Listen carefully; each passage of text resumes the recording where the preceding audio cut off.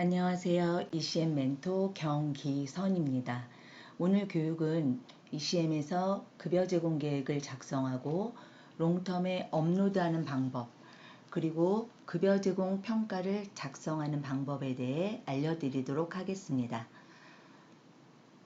작성 방법을 알려드리기 전에 평가에서 가장 많이 감점되는 부분이기도 하죠. 바로 급여 제공 계획과 욕구 사정이 얼마나 일치하는지, 그럼 그 부분을 어떻게 작성해야 점수를 잘 받을 수 있는지 알아보도록 할까요? 작년에 욕구 사정과 급여 제공 계획에서 어떤 부분들이 점수가 많이 깎였을까요?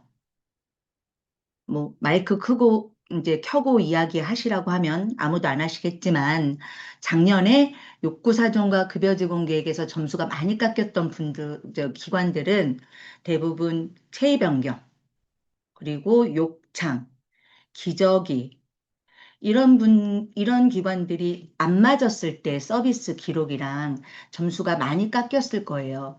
그래서 뭐 한 명이 안 맞았다 그래서 이제 우리가 부분 점수였기 때문에 굉장히 억울하게 욕구사정 급여 제공 계획 점수를 뭐 0.5점, 1점씩 깎여서 굉장히 아쉬워했던 기관들이 많았는데, 사실 지금 제가 욕구사정과 급여 제공 계획 작성하는 거에 대해서 교육을 해야 되겠다라고 말씀을 드렸던 이유가 뭐냐면, 올해 주간보호 평가가 연동이라고 하는 게 도입이 됐어요. 연동이라는 게 어떤 개념이냐면, 공단에서는 이렇게 이야기를 하는 거예요. 어르신이 처음에 입소를 하셨을 때, 아니면 기존에 있던 어르신들도 이 어르신의 위험도를 평가를 하죠. 낙상과 욕창과 인지. 그 위험도 평가를 하고, 그리고 어르신의 욕구를 사정해서 그 욕구 사정과 위험도 평가를 반영하여서 급여 제공 계획을 세워라. 맞죠? 급여 제공 계획을 잘 세우고, 급여 제공 계획을 잘 세운 급여 제공 계획을 가지고 뭐를 해라? 서비스를 진행을 해라. 그렇게 공단에서 이야기를 해요. 그러면 이거를 역으로 이야기를 하자면 어떤 거냐면, 급여 계획을 잘 세웠어. 욕구 사정도 잘 세웠어. 근데 우리가 위험도 평가와 욕구 사정 최근에 작성한 거를 반영해서 급여 제공 계획을 세우라고 했으면, 결국은 욕구 사정과 급여 제공 계획이 일치돼야 되는 거예요. 그 부분이. 그런데 그 부분이 일치가 되지 않으니까 우리 작년에 체위 변경과, 그리고 그 기저귀와, 그리고 또 뭐예요? 욕창, 이런 부분들이 좀 점수가 깎였단 말이에요.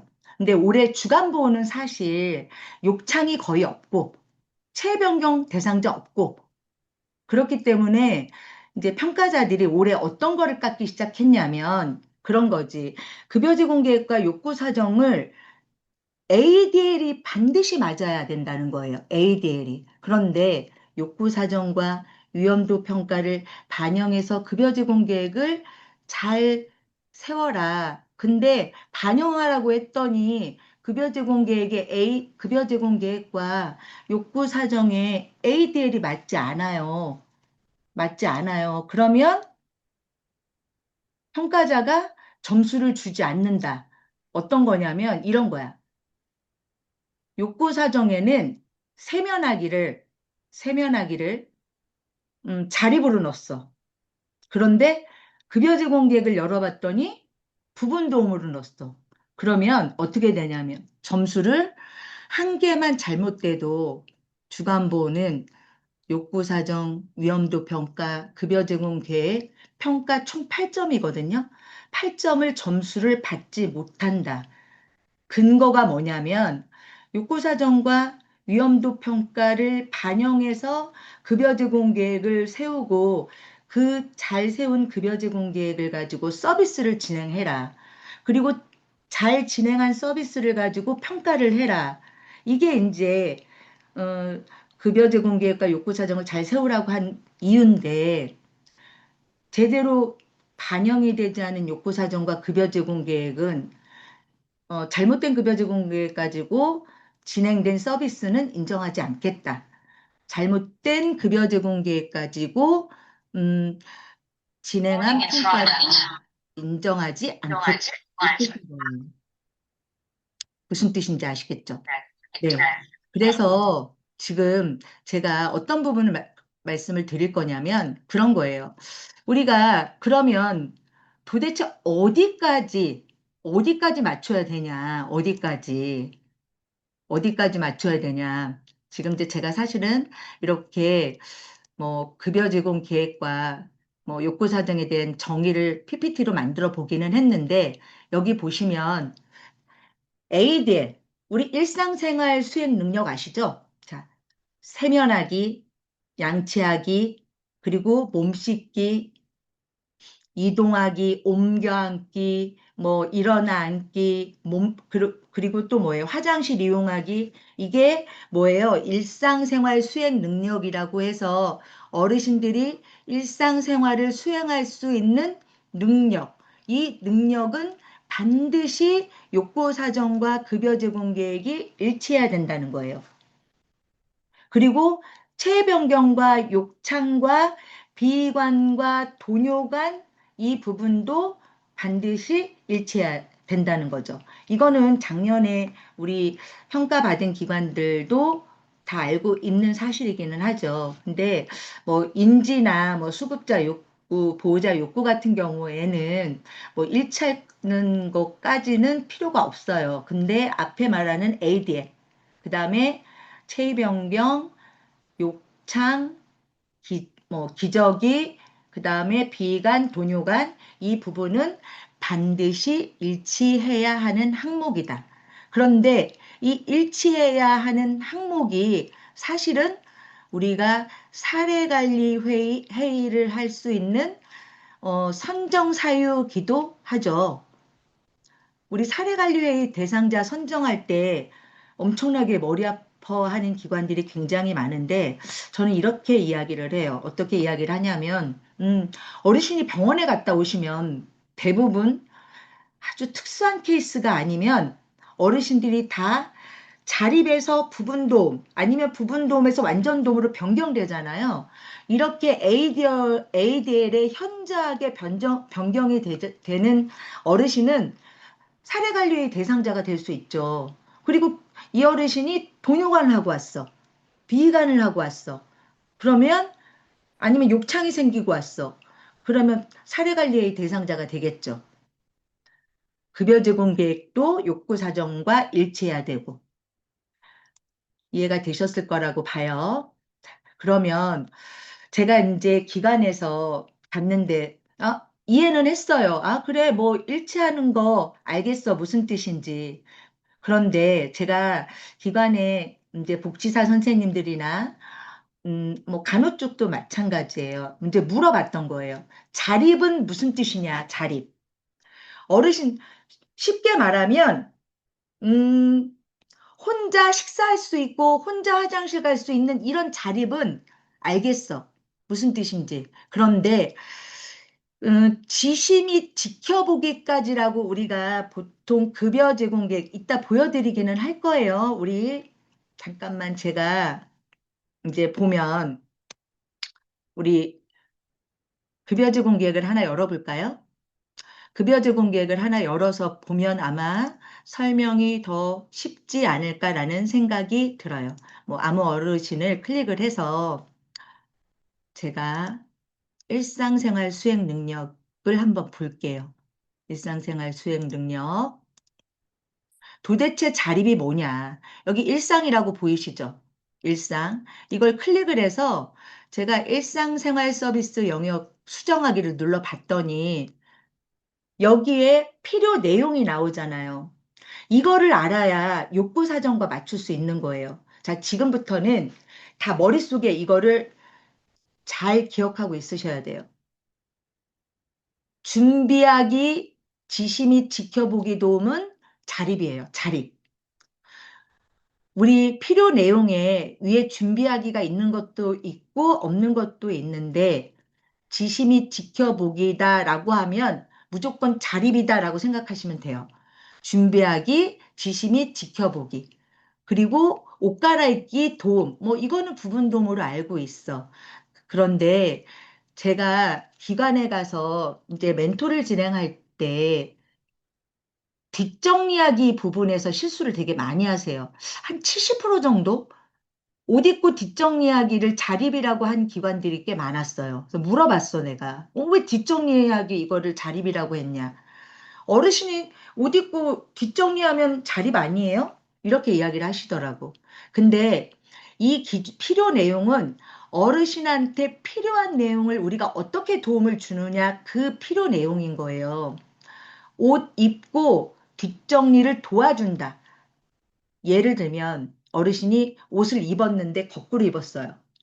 그러면 우리가 옷을 다시 바로 입혀주시죠. 그리고 어르신이 옷을 입었는데 단추를 잠그지 않았어.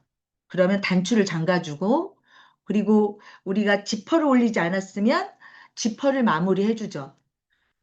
그게 바로 부분 도움이라는 거죠.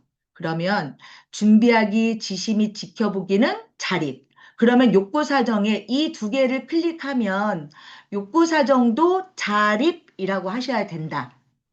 이해하셨을 거라고 보고, 그리고 옷 갈아입기 도움, 옷 입고 뒷정리하기는 부분 도움.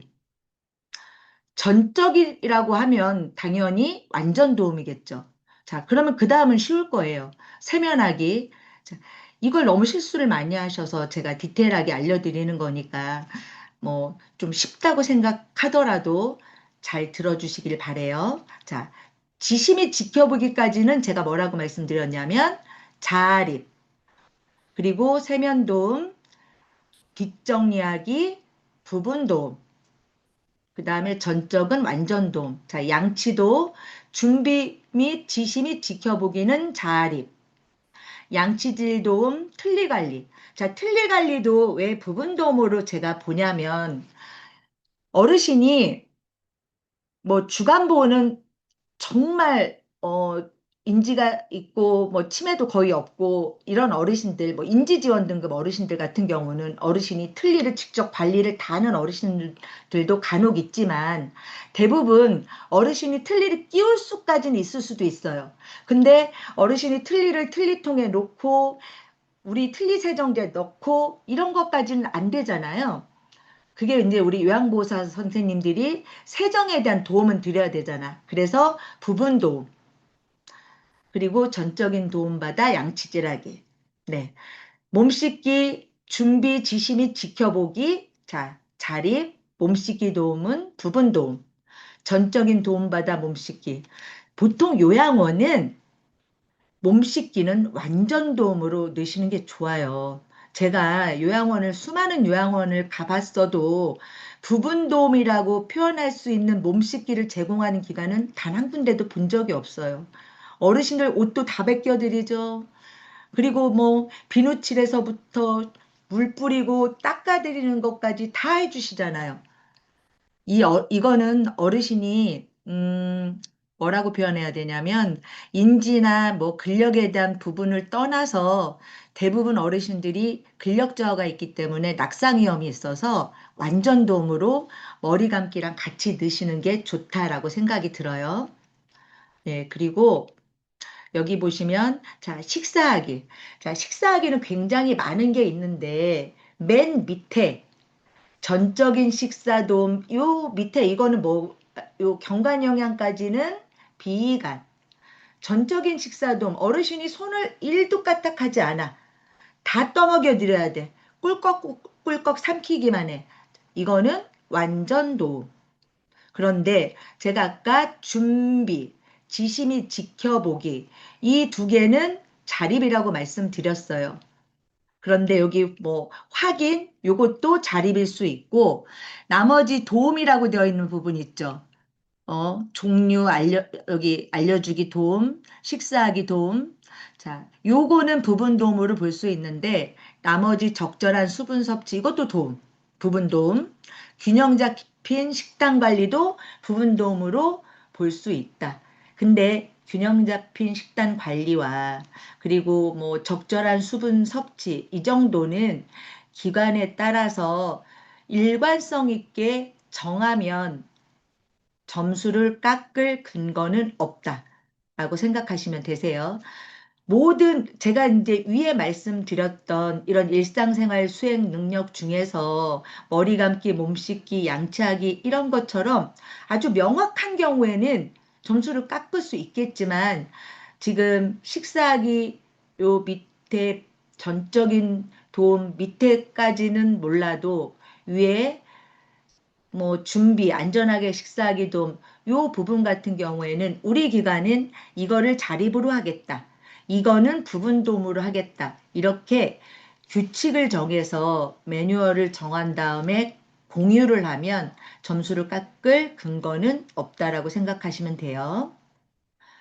일어나 앉기 지시 및 지켜보기, 자립, 일어나 앉기 도움, 부분 자립, 부분 도움. 자, 올바른 앉은 자세 유지도 제가 기간에 가니까 많이 헷갈리는 거예요. 자, 급여 제공 계획은 무조건 욕구 사정과 똑같이 공단에서 그냥 만들지 않았어요. 욕구 사정이 자립과 부분 도움과 완전 도움이 있는 것처럼 급여 제공 계획도 자립과 부분 도움과 완전 도움이 반드시 있어요. 자, 일어남께 그러면 지시 및 지켜보기가 자립이고 이게 부분 도움인데 올바른 앉은 자세 유지가 완전 도움이라고 왜 완전 도움이에요? 라고 저한테 질문을 하는 이제 기관들이 생각보다 많았어요. 근데 저는 이렇게 설명을 드려요. 요양원에서 어르신이 이렇게 잉 하고 이렇게 쓰러져. 그러면 선생님들이 낑낑낑낑 해가지고 똑바로 세워주시죠. 그럼 다시 또 옆으로 이렇게 쓰러져. 어르신이 상지 근력이 되게 약해서 그럼 다시 똑바로 이렇게 올바르게 앉을 수 있게 세워드리죠. 대부분 그런 어르신들이 완전 도움 어르신들이에요. 네. 그래서 올바른 앉은 자세 유지는 어르신이 스스로 앉아 있는데 자꾸 미끄러져 내려오거나 아니면 옆으로 쓰러지거나 이런 어르신은 올바른 앉은 자세 유지로 가는 게 맞다라고 생각하시면 되세요. 그리고 뭐 이동도 이동 지시 및 지켜보기 자립. 이동시 부축도움, 보조기구까지는 부분 도움인데, 자, 휠체어 이용한 이동도움 같은 경우에는 사실 부분 도움과 완전 도움 둘 중에 하나로 사실 병행을 해도 상관이 없다. 제가 사실 가서 교육할 때, 그리고 또, 오동식 원장님께서 교육할 때도 항상 그 이야기를 하셨을 거예요. 우리 이동에 관해서 자립과 부분 자립과 완전 도움의 개념. 제가 이제 한 번 더 설명을 드리면 어르신이 걸어 다니거나 아니면 워커를 사용하거나 지팡이를 사용해서 어르신이 본인이 원하는 데까지 가. 그러면 자기가 원하는 곳을 갈 수 있기 때문에 자립이에요. 이거는 보조 도구가 있느냐 없느냐를 떠나서 스스로 갈 수 있는 거에 대한 걸 얘기하는 거예요. 급여 제공 계획의 부분 도움과 그리고 완전 도움의 개념을 떠난 거예요. 우리가 와상이냐 아니냐라고 하는 개념에서 설명을 드리는 거예요. 지금 이제 이동 얘기를 할 때 휠체어 부분이 나와서 혹시 헷갈릴까 봐 지금 따로 부연 설명을 드리는 건데 자, 그러면 이 어르신이 휠체어를 탔어요. 휠체어를 탔는데 어르신이 스스로 앉지를 못해. 아니면 요양보호사 선생님들이 앉혀줘. 근데 어르신이 팔을 움직여서 원하는 곳을 가요. 그럴 때는 우리가 부분돔이라고 해요. 근데 이거를 왜 부분돔이라고 할까라는 걸 제가 부연 설명을 할게요. 자, 보통 우리가 상지와 하지로 나누는 거예요. 상지와 하지로. 어르신이 스스로 휠체어에 앉지는 못하지만 팔을 움직여서 앞으로 원하는 곳을 간다는 건 상지 근력이 있다는 거예요. 그래서 부분 도움이 가능하다. 대부분 식사도 가능할 테고, 그리고 뭐 양치 이런 것도 조금만 도와주면 가능하겠죠. 그런데 어르신이 태워줘. 앞으로 못 가. 밀어줘야지 가. 그러면 우리는 상지 근력, 상지도 안 돼. 하지 운동도 안 돼. 상하지가 다 근력이 저하돼서 운동이 안 된다라고 보는 거예요. 그래서 완전 도움이다라고 얘기를 하는 거죠. 그래서 휠체어 이용한 이동 도움은 우리가 어떻게 생각하시면 되냐면 제가 말씀드린 대로 자, 상지가 안 돼. 그러면 부분 도움. 상하지가 다 안 돼. 자, 완전 도움. 이렇게. 그리고 마지막으로 위험 요소 최소화 및 안전관리. 이 어르신은 거의 침상 이동을 하시는 어르신이겠죠. 자, 이 어르신은 마지막 위험 요소 이 부분을 체크하고 완전 도움으로 하시면 된다라고 보시면 돼요. 우리 화장실 이용하기, 지침이 지켜보기, 이용도움, 이동병기 이 두 개는 부분 도움이에요. 자, 기저귀. 기저귀 교환 도움은 어르신이 찍찍이를 혼자 뗐다가 붙였다 안 돼요. 요양보호사들이 다 도와주셔야 되죠. 그래서 완전 도움이라고 하시는 게 맞아요. 급여 제공계획 담당자도 기저귀는 완전 도움이잖아요 라고 말씀을 하셨거든요.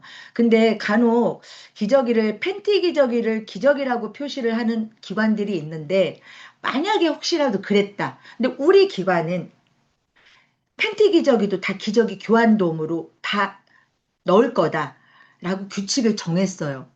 그러면 뭐를 염두에 두셔야 되냐면 아까 제가 그 말씀을 드렸어요. 우리 위험도 평가와 욕구 사정을 반영해서 급여 제공 계획을 잘 세운 다음에 그에 따른 뭐를 진행한다? 서비스를 진행한다. 기저귀 교환 도움을 한다고 했으면 우리 1일 서비스 기록지에 반드시 교체 기록이 있어야 되는데 교체 기록이 없어요. 그러면 평가자는 배설 관리에서 점수를 깎겠죠. 그러면 제가 작년에 평가할 때 기저귀 교환도움으로 체크를 한 기관들한테 팁을 드린 게 뭐냐면 우리는 이미 급여 제공 계획서를 다 올렸어요. 팬티 기저귀로. 근데 일일 서비스 기록지를 봤더니 6개월에 우리 요양보호사 선생님들 저 다 알고 있거든요. 팬티 기저귀라고 하는 분은 교체할 때만 기록을 하지 소변 볼 때마다 기록을 하진 않아요. 교체 기록을. 그러면 우리 어떻게 해야 돼요? 어, 이렇게 쓰시면 되겠죠. 욕구 사정의 일상생활 영역 화장실 이용하기 아니면 여기 세부 내용에 이렇게 쓰시는 거지.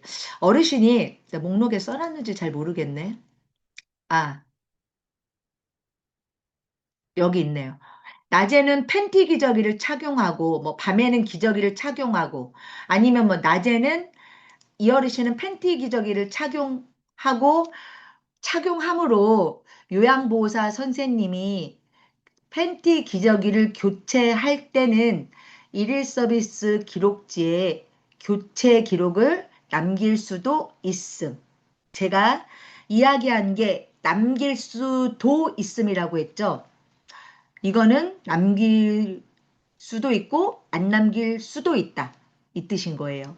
그러니까 이런 하나하나의 멘트가 되게 중요하다라고 생각하시면 돼요.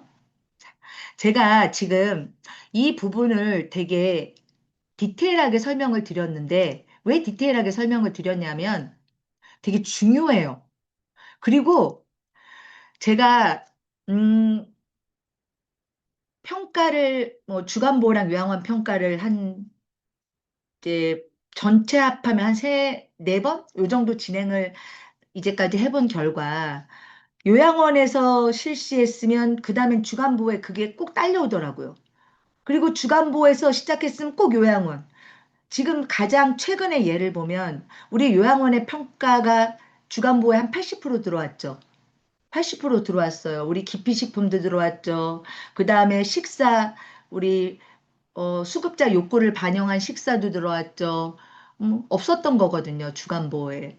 그래서 작년에 우리 연동이라고 하는 급여 제공 계획 지금 점수를 도미노처럼 다 깎는 그게 들어올 확률이 굉장히 높다라고 보는 건 작년에 부분 점수를 줬더니 사실은 평균이 굉장히 높았어요. 평균이. 우리 기관은 점수가 안 높았다 할 수도 있지만 평균이 굉장히 높았단 말이야. 그래서 연동을 하게 되면 아마 전체적으로 평균이 되게 낮아지고 전국적으로 주간보호가 지금 다 난리가 났습니다. 이 하나만 틀려도 8점을 날려버리는 것 때문에. 그래서 욕구사정, 급여지공 계획 반드시 일치해야 되는 거 제가 말씀드렸어요. 네. 뭐 요거는 제가 우리가 급여 제공 계획을 다시 작성해야 되는 거는 언제 다시 작성해야 되는지는 다 알고 계실 거예요. 우리 어르신 처음 입수한 날, 자, 신규, 그리고 우리 6개월마다 한 번씩 상반기, 그리고 하반기, 자, 정기 욕구죠. 그리고 거기에 또 추가로 뭐예요? 갱신. 그리고 자, 그러면 기본적으로 신규나 정기욕구 갱신이 있겠죠. 거기에 우리 수급자 상태가 변화할 때마다 우리 급여 제공 계획을 세우고 어떻게 하라고 그랬어요? 반드시 통보해라. 모든 급여 제공 계획을. 그래서 제가 돈요간, 비간, 욕창 이거는 발생 삽입됐을 때 완치 제거됐을 때 반드시 급여 제공 계획을 세워라. 그리고 기저귀를 착용했을 때 이건 서비스하고도 연결되는 부분이기 때문에 이때는 반드시 급여 제공 계획을 세우고 공단에 통보를 해라라고 제가 설명을 드리거든요. 그러니까 급여 제공 계획 다시 작성해야 될 때 이제 여기 보면 뭐 낙상이 발생되면 고관절이 탈골 뭐 수술도 하고 그러다 보면 ADL이 변화가 있겠죠. 급여 제공 계획 작성 언제 해야 되는지 그 부분에 대해서 제가 설명을 좀 드렸고요. 이러면 아마 제가 급여 제공 계획과 욕구 사정을 어느 부분을 일치해야 되는지 그거에 대해서 아마 아셨을 거라고 제가 봐요. 그러면 지금부터 ECM에서 급여 제공 계획을 아주 스마트하게 세우는 방법에 대해서 제가 설명드리도록 할게요. 사실 ECM은 지금 굉장히 많은 업그레이드가 되고 있죠. 제가 이제 기관에 올해 이번 달에 이제 기관 방문을 제가 몇 군데를 좀 요청을 해서 갔는데 이렇게 얘기를 하는 거 정신을 못 차리겠다. 눈을 뜨고 났더니 또 변해 있더라. 이제 뭐 이런 얘기들을 하시는데 사실 어느 시스템이든 이제 변화가 있으려면 다 진통이 다 있더라고요. 저도 사실은 솔직하게 말하면 저도 되게 어려웠어, 처음에. 아, 뭐왜 이렇게 막 눈 뜨고 나면 저도 막 정신이 없는 거예요. 저도 나이가 있다 보니까, ECM 이게 막 변화되는 거가 익숙하지 않을 수 있잖아요. 근데 점점점 해보니까 엄청나게 쉬워지더라.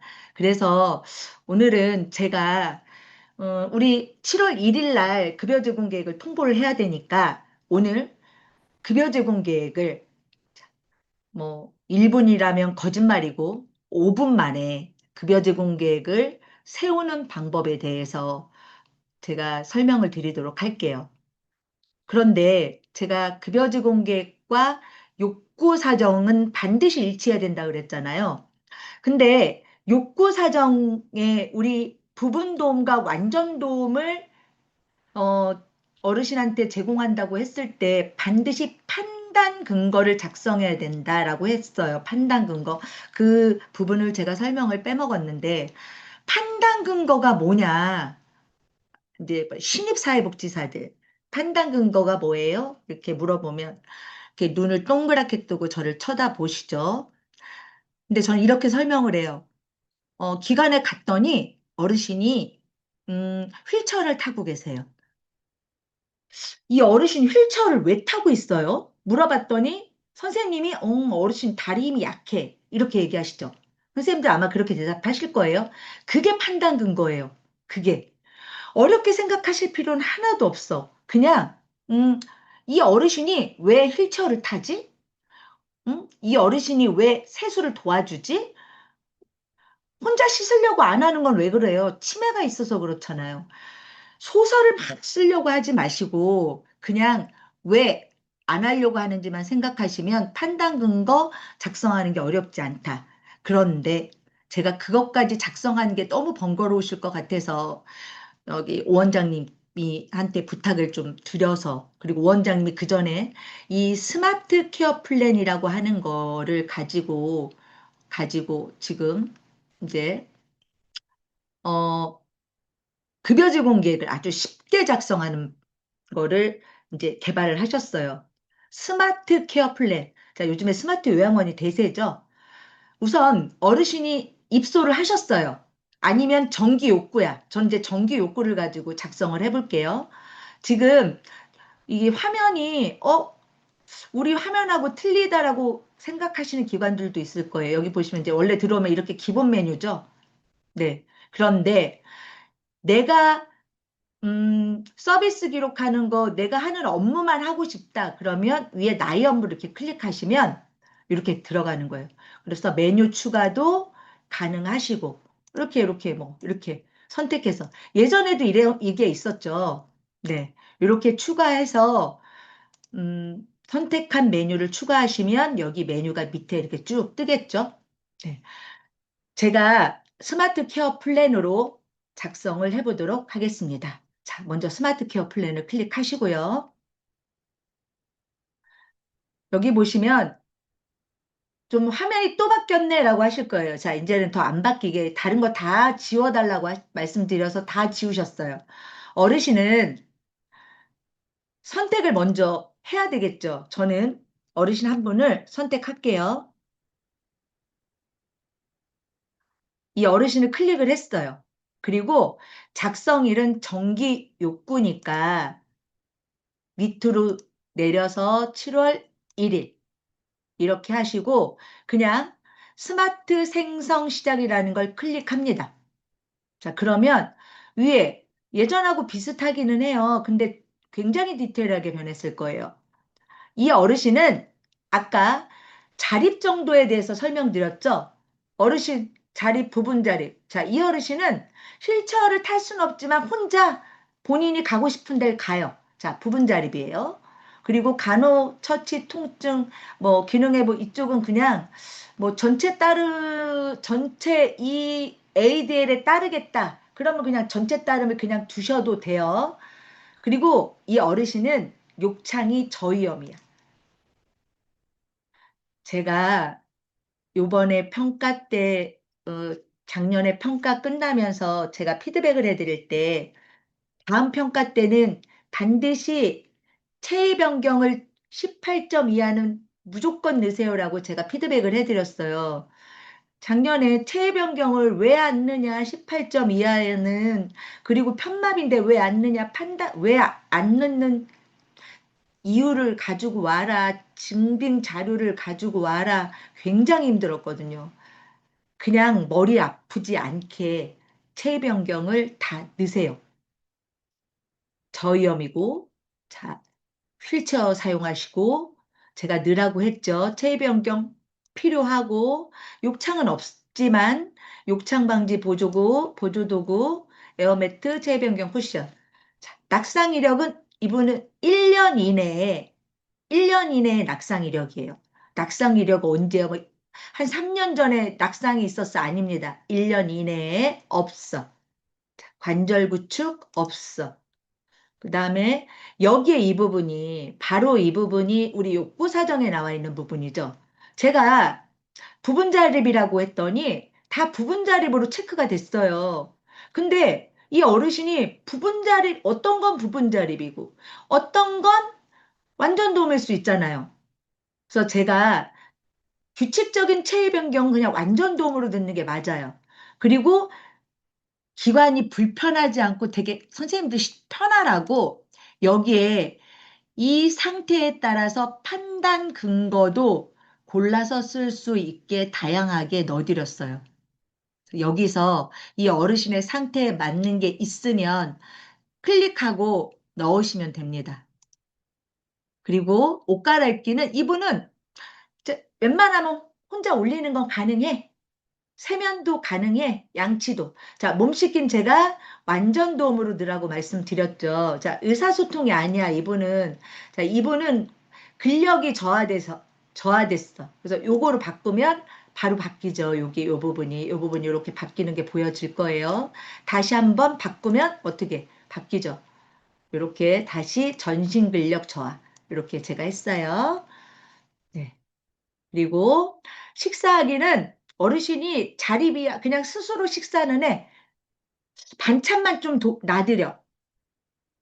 부분 자립으로 넣을게요. 자, 일어나 앉을 때도 뭐 옮겨 앉기.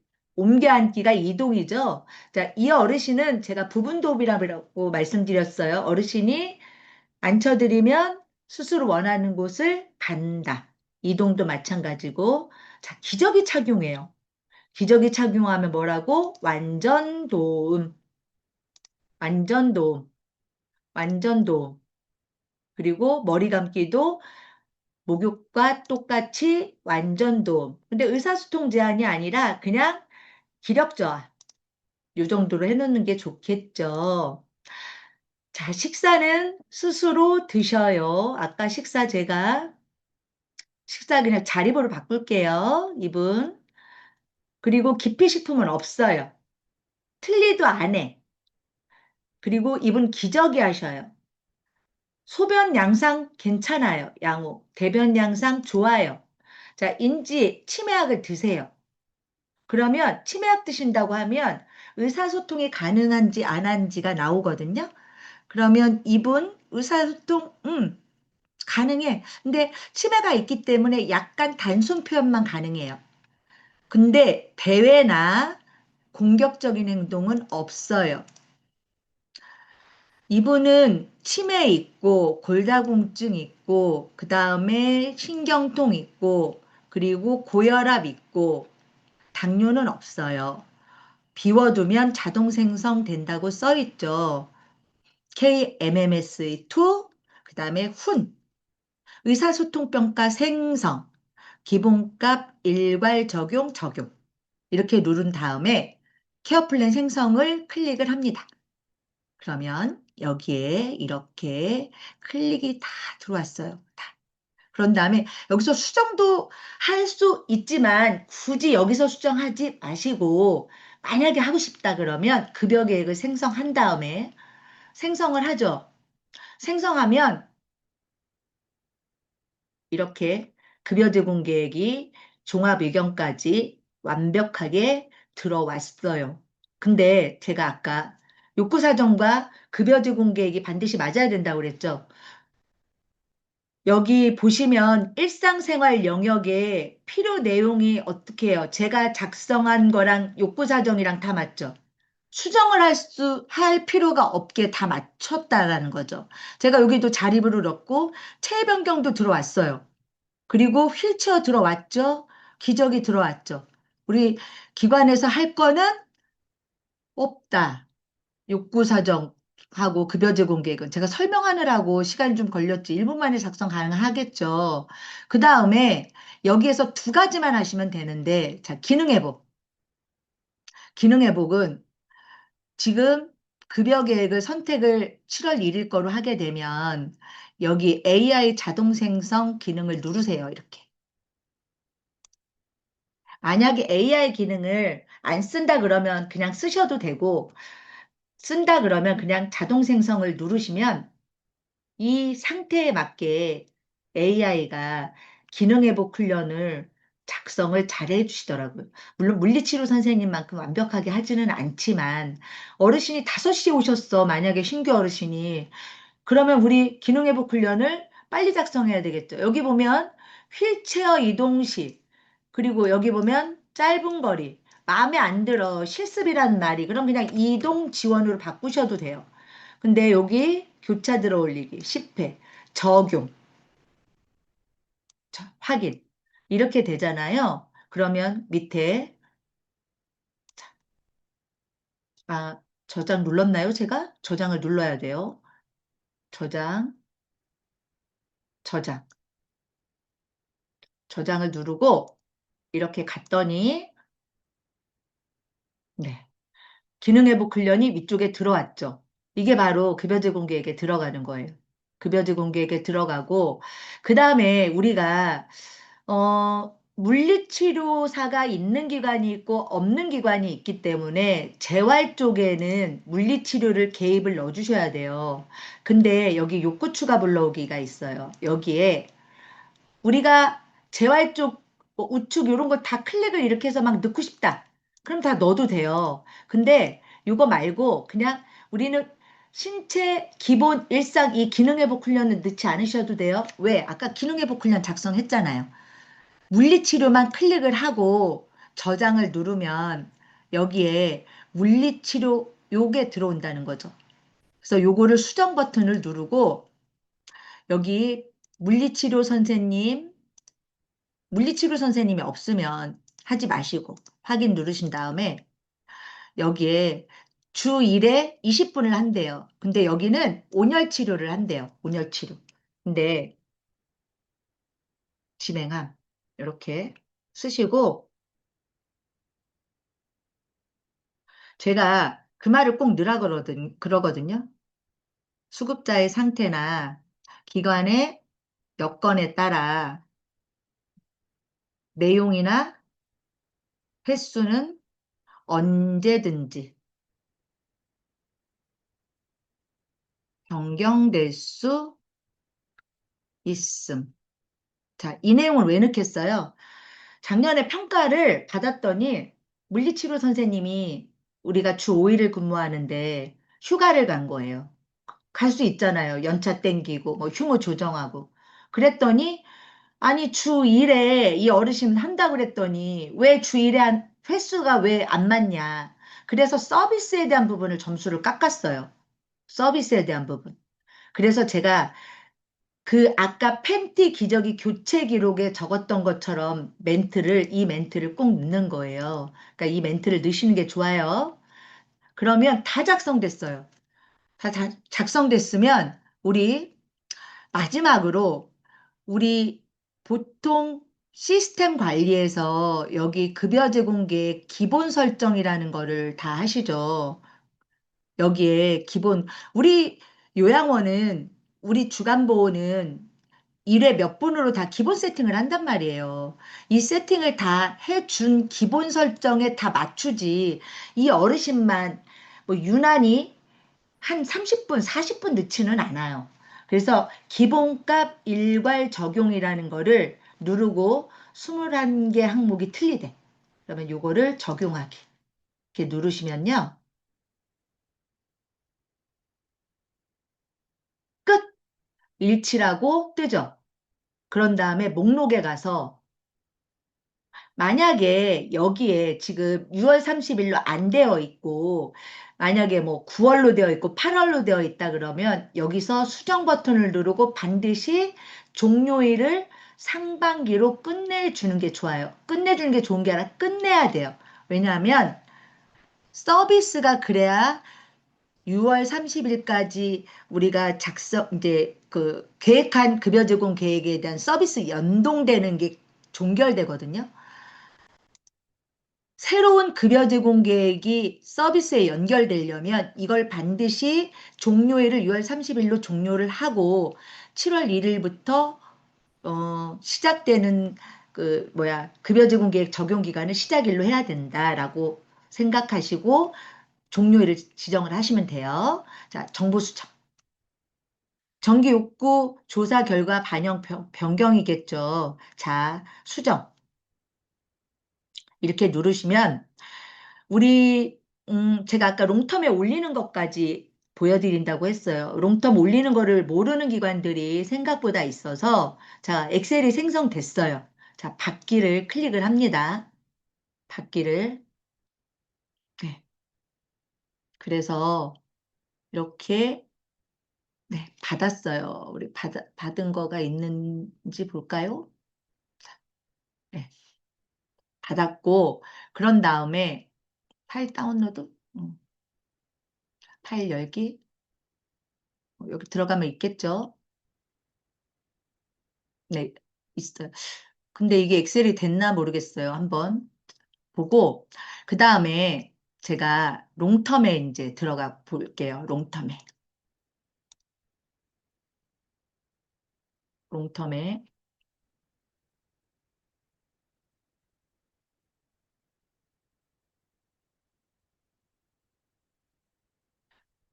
롱텀에 들어가서 우선은 우리 뭐 들어가는 건 다 알고 있겠죠. 다 알고, 여기,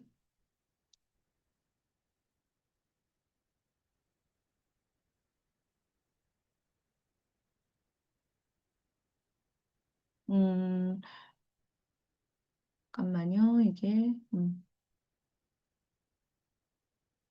설치가 안 돼 있네요. 조금 기다려 보세요. 우선 이제 롱텀에 저희가 올릴 때, 다른 시스템은 어떻게 올리는지 사실 전 잘 모르겠어요. 왜냐하면 이제 제가 ECM으로 올리는 게 너무 편해서 다른 시스템은 어떻게 올리는지 잘 모르겠는데, 제가 이제 ECM은 업로드를 하고 저장만 누르면 되는데 ECM에 열심히 작성을 하고 저장 버튼을 그냥 실질적으로 롱텀에는 그냥 작성을 하는 기관들이 있더라고요. 그래서 제가 요거를 롱텀에 올리는 방법을 지금 알려드리려고 하는 거거든요. 근데 이제 인터넷이 좀 불안정하면 지금 다운로드 받는 게 조금 안 보일 수도 있어요. 네, 지금 네. 지금 급여 제공 계획과 급여 제공 계획 작성하는 건 엄청나게 이제 쉽게 작성하시면 되고, 만약에 기관에서 우리는 그래도 꿋꿋하게, 꿋꿋하게, 어, 하겠다. 그러면 스마트 케어 플랜으로 작성하시고, 잠깐만요. 이거 제가 크롬으로 들어갈게요. 음, 작성하시고, 그냥 그렇게 하시면 돼요. 저기, 수정하시면 돼요. 수정.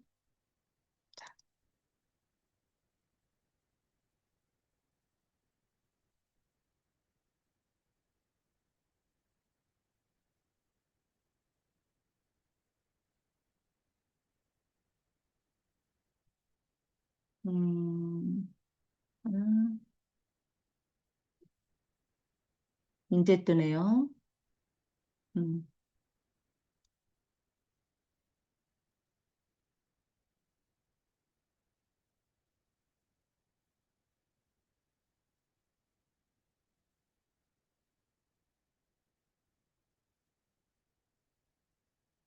음,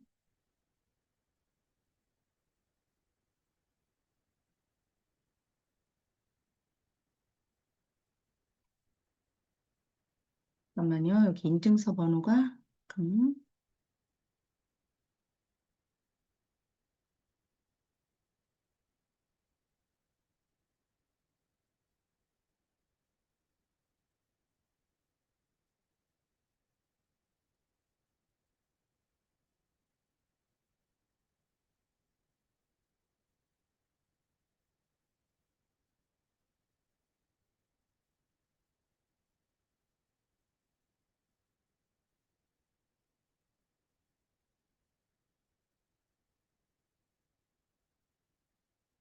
성공했습니다.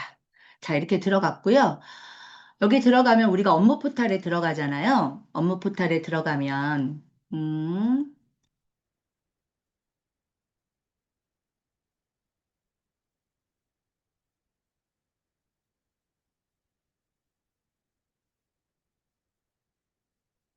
급여 계약 통보서에 급여 제공 계획서를 클릭을 하죠. 그러면 우리가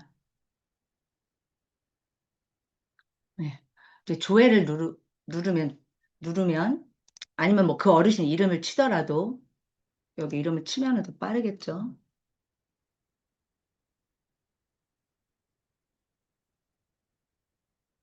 클릭을 했더니 요거는 누가 작성을 해놓은 게 있나 봐요. 요거는 좀 그냥 한번 올려볼게요. 우리가 급여 제공 계획서를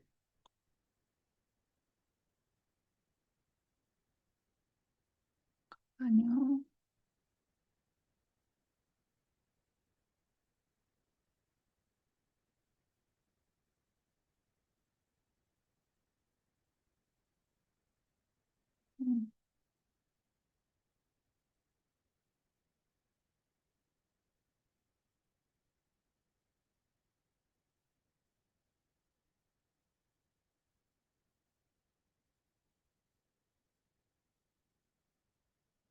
이렇게 등록을 버튼을 누르면 여기에 이제 쓰게 되어 있죠. 요건 다 알고 계실 거고, 우리 시작 일자 7월 1일, 종료 일자는 7월, 12월 31일. 이렇게. 작성 사유는 정기 욕구. 이렇게 해서 등록을 누르면 이렇게 뜨죠. 그러면 이거를 클릭을 딱 하면 여기 업로드라는 버튼이 보여요. 업로드. 보이시나 모르겠어요. 여기 업로드. 이 업로드 버튼이 보이는데 이 업로드를 클릭을 하시는 거예요. 그러면 엑셀 업로드, 확인. 그러면 여기 다운로드 받은 거 중에서 요거를 클릭하고 열기. 그럼 이렇게 들어오죠? 바로. 그 다음에 저장, 확인. 그 다음에 목표 주기 옆으로 가서 저장. 됐죠? 그 다음에 이제 닫은 다음에 여기 필요 내용 작성. 옆으로 그냥 가시기만 하면 돼요. 누구로 하냐? 뭐 이렇게 선택, 저장. 그 다음에 옆에 가서 저장. 그럼 마지막에 계획 통보서로 가겠죠. 다 이제 업로드한 게 다 들어온 거예요. 그러면 우리 아까 잘 작성된 걸 가지고 직접 동의라고 해야 되는 건 알고 계시죠? 그리고 여기는 보호자. 네. 뭐, 자녀겠죠. 핸드폰 번호를 적어야 되니까,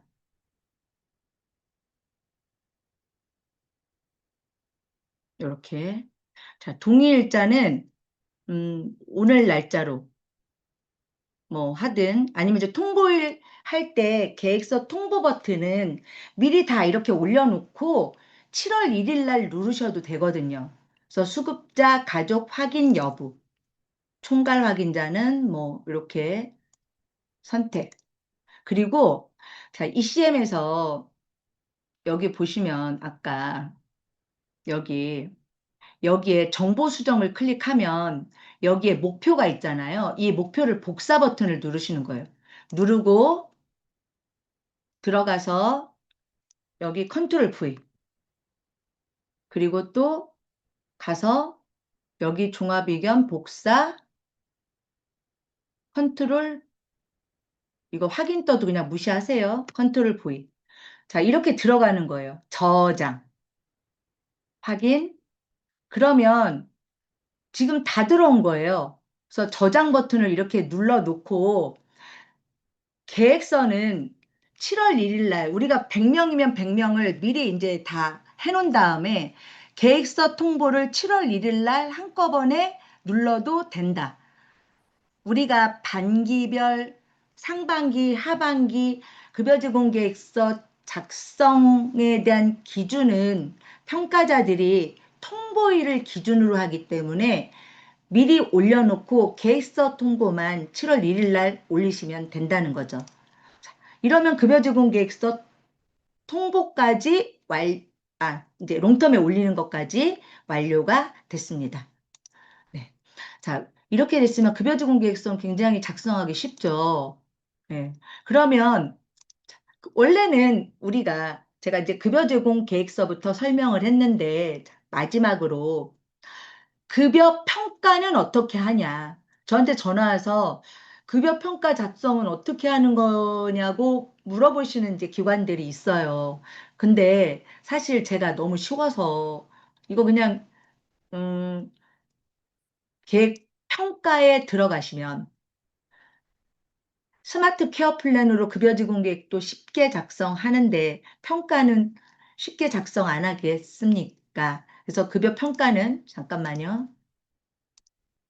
여기 급여 평가 들어가죠. 근데 내가 만약에 급여 평가를 하고 싶은 어르신이 있어요. 그러면 이 어르신을 클릭을 하세요. 클릭을 하면 여기에 수동 생성과 자동 생성이라는 게 있거든요. 이게 뭐냐면 내가 이 1차에 대한 거를 평가를 하겠다. 이건 지금 다시 볼게요. 이 어르신은 좀 그렇고. 자, 이 어르신. 이 어르신은 6월 30일 거를 가지고 30일 걸 가지고 평가를 하겠다. 자, 수동 생성과 자동 생성이라는 게 있는데 자, 수동은 각 영역마다 내가 들어가서 직접 작성하는 게 수동이고 자동 생성은 모든 영역이 자동으로 생성되는 거예요. 그럼 제가 자동 생성을 한번 눌러볼게요. 자동 생성. 그러면 7개 영역이 자동으로 생성이 됐어요. 이렇게. 지금 천천히 보여드려도 되게 디테일하게 잘 나와 있죠.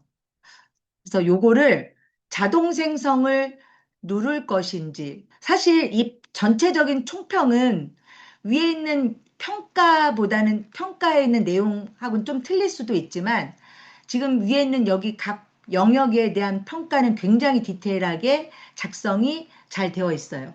영역. 그래서 요렇게 작성이 하는 방법이 있고, 그 다음에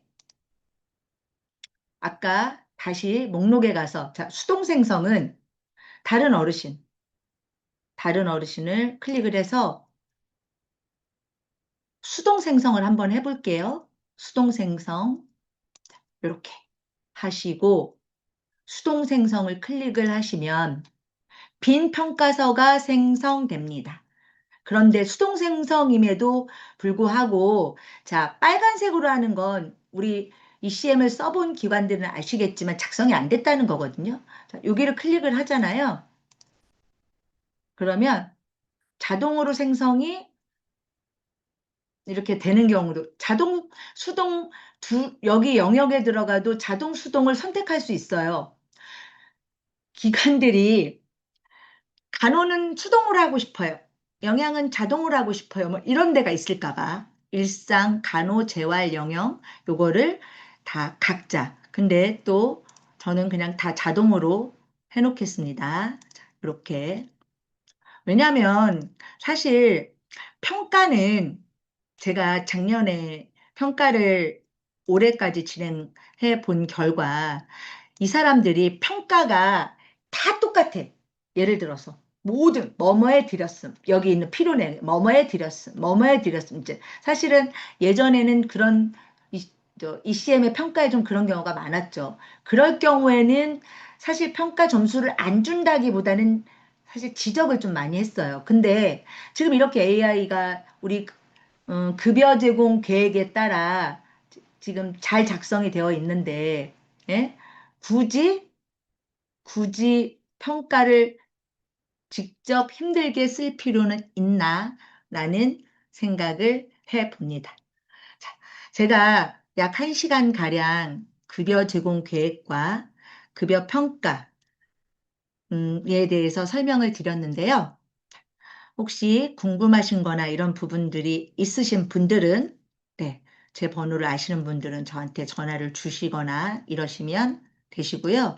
자, 토요일 날, 네, 교육 참여해 주셔서 너무 감사합니다.